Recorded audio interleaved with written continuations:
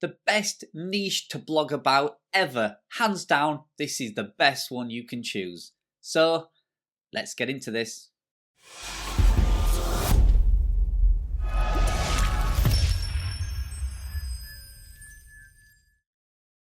Hi and welcome back to my channel again. We're going to talk about the best niche you can choose. But before we do that, I'd just like to remind you about the giveaway competition I'm doing. If you've not entered the competition to win one of my websites, helpfulmonk.com, you need to head over to my website, karlbrauben.com, quickly enter the competition so you'll have a chance of winning one of my websites. So all the details and links to the giveaway are in the description below.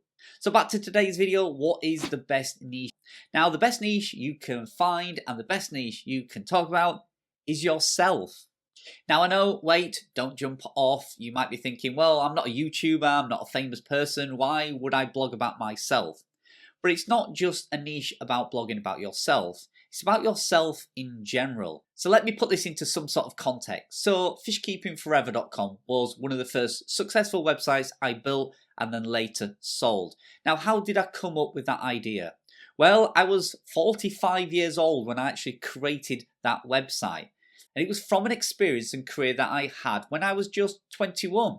So when I was 21, I was really big into fish keeping. I actually owned a tropical fish store, and that lasted for about a 5-year period before, as you do when you're a teenager, you move on to something else. But I still had the love and the passion for fish keeping, and that was one of the reasons why I started that website. And then if we go even further back, my first ever website that I built, which I don't class as a success, I ran it for about a year, then just let it fade away, was everythingmontypython.com. And that came along again through my experience and my passion and the love of watching Monty Python films. Now those two websites came from me, so they are niches really from me, not necessarily about me, but they came from my life experience. Now currently, obviously, I'm really passionate about building an online income and building niche affiliate websites. So my blog, karlbrauben.com, is about me. Now it's not really a day in the life of Karl, what I do, where I get up to, which is the term blogger that most people think about, where they write about their daily life. You see YouTubers doing it, you see bloggers doing it. It's not that style of blog, but it is still really about me. What I'm doing, my journey, my current career, and my goals and objectives with what I'm going to try and achieve over the next few years. So it is really about me. So how could this be a really good niche for you to get to? What is it about you that you could write or talk about? Well, just think about the experiences you've done, all the jobs you've had, all the hobbies you've had, all the sports that you've been interested in, what your children's interested in, what your wife's interested in, what your partner's interested in. Whatever that may be, there will probably be a niche idea somewhere in there. Now, what makes this the best niche ever is because it gives the niche and your website credibility. There's nothing better than talking about a sport or a hobby or a career that you've had some involvement in. We know Google's looking for unique quality pieces of content.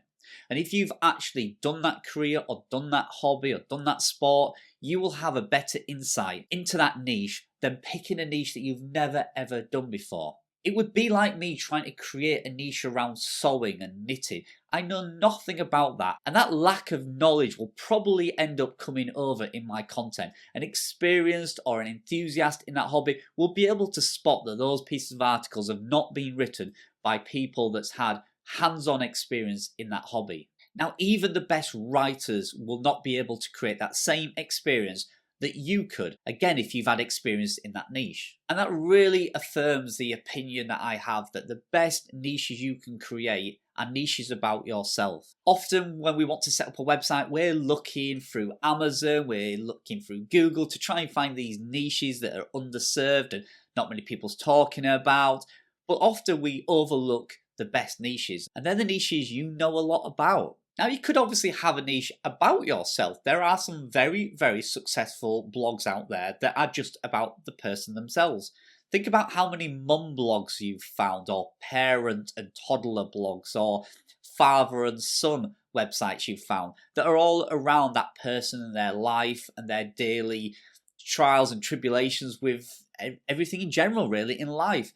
And those are often really successful blogs because people sometimes do just want to read nice stories. They do just want to hear people's experiences. Maybe you're a single dad and you want to share your experience, how hard it's been or how rewarding it's been bringing up your child on your own.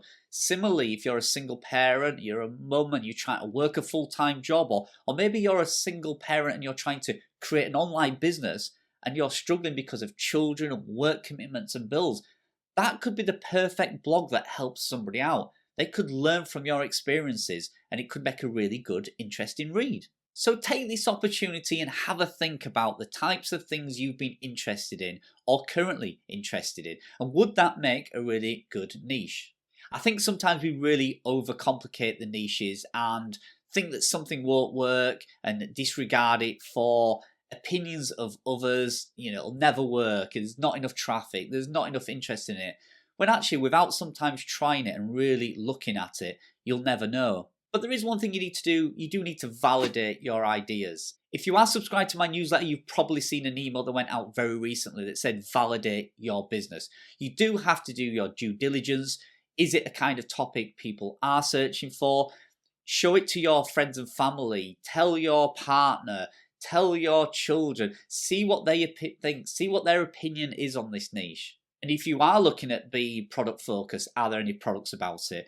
If you're looking for traffic, do people search that type of topic you're talking about? So you do need to validate your business, but I'm asking you not to overlook some of the experiences that you've had and your personality and your family and your life experiences, because that could possibly be one of the best niches you'll ever get into. For me, carlbradman.com, that journey is growing and I am finding that I'm more and more interested in writing about topics like that I think people will like and can help them and help them grow their career and their passions. And I find that much more rewarding than talking about sewing or knitting, that I know absolutely nothing about.